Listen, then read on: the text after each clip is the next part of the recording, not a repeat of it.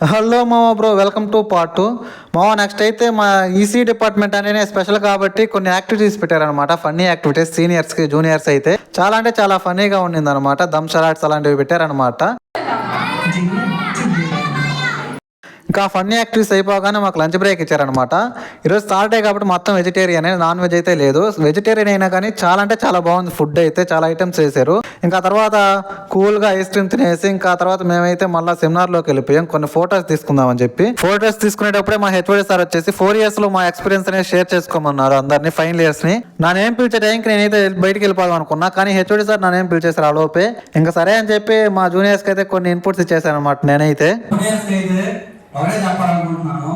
ఇంకా తర్వాత మా ఫ్రెండ్స్ స్పీచెస్ కూడా అయిపోగానే మేమైతే బయటికి వెళ్ళిపోయాం. కాలేజ్ అలా తిరుగుదామని చెప్పి, లాస్ట్ టైం కదా. ఇంకా అలా కొన్ని ఫన్నీ వీడియోస్ తీసుకుంటా ఉన్నాం బయట అయితే, లాస్ట్ టైం అని చెప్పి.